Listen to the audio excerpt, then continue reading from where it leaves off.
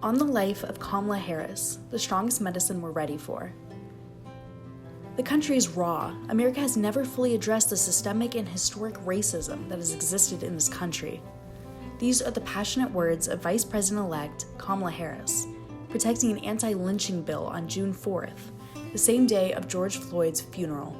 Harris is more right than most Americans know. Our country is so raw it may never fully heal the lacerations centuries of discrimination have left on every region of its body. Kamala Harris is the first of many things, but most recently, she's become the first Black woman and Asian American to be elected Vice President of the United States.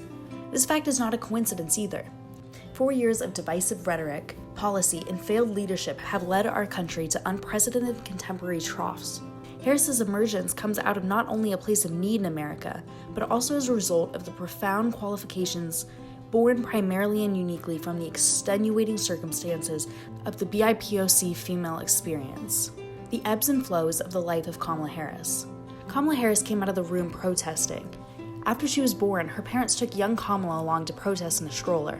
Born to an Indian mother, Shyamala, and Jamaican father, Donald Harris, her parents immigrated to the United States to obtain doctoral degrees from the University of California, Berkeley.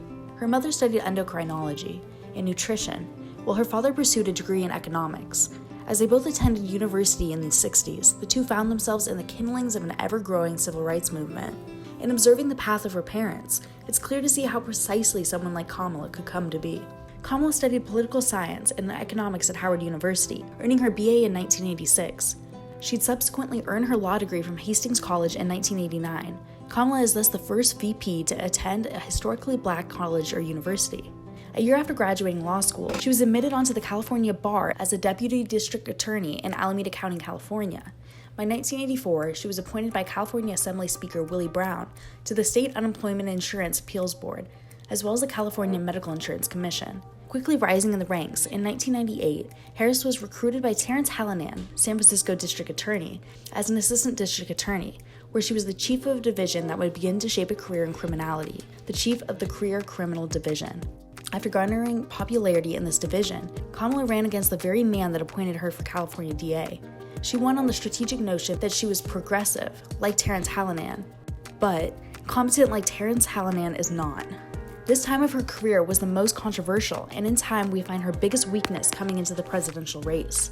This position would earn her the nickname Coppola. During her time as DA, Kamala was known to be incredibly reserved. While on the surface she fits the bill of a progressive DA, when you look at the facts, it all comes out to be hot air.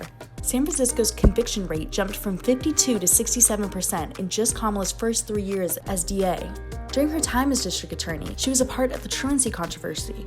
So I decided I was going to start prosecuting parents for truancy. This was a little controversial in San Francisco. And frankly, my staff went bananas. They were very concerned. Which fined or imprisoned parents for their child's absence at school. As a child of a single mother with 2 kids, I was late just about every day to school. If we lived in California, my mother would likely be in jail under Kamala's administration for the crime of being an impossibly busy single parent. A friend of mine actually called me and he said, Kamala, my wife got the letter. She freaked out. She brought all the kids into the living room, held up the letter, said, if you don't go to school, Kamala's gonna put you and me in jail. And this is just the tip of the iceberg for Kamala's controversies as DA. Michelle Norsworthy was a transgender inmate incarcerated in a men's prison facility despite her objections. Kamala Harris continually appealed the court's decisions, effectively denying her the healthcare and human decency that she is owed. I've been assaulted in every single prison that I've been to. When they were assaulting me, there were 2 cops eating dinner in the day room thinking it was funny. It mattered. This instance, along with over 1,500 cases of predatory practices towards non-violent drug offenders, a refusal to support 2 ballot measures to end the death penalty, a refusal to support the legalization of marijuana, and an opposition to reforming California's 3 strikes law, begin to shape the career of a woman who had the power to fight for change, but reserved far too much of it to make any substantial change for minority groups. I've always believed that to keep the public safe, we must be smart on crime. And I now stand before you as the top cop of the biggest state in the country. No offense, Eric Schneiderman. So why did a woman born right after the Civil Rights Movement, a woman who was a part of the second class to attend a newly desegregated elementary school, a woman who has been hyper-aware of America's wounds, been so resistant to actually healing them? The impossible position of being the token black woman. When Harris won her race for Senate in 2016, she'd soon become a figure of internet sensation for her recordings of pressing Attorney General Jeff Sessions in 2017. Did you not ask your staff to show you the policy that would be the basis for you refusing to answer the majority of questions that have been asked of you?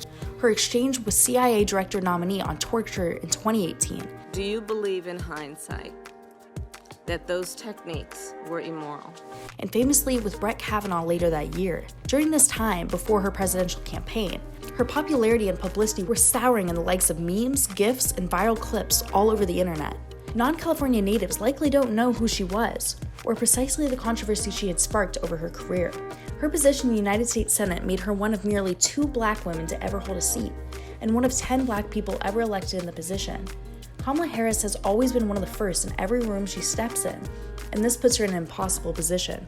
Imagine an alternate reality where Kamala Harris was more aggressive on reforming our corrupt legal system.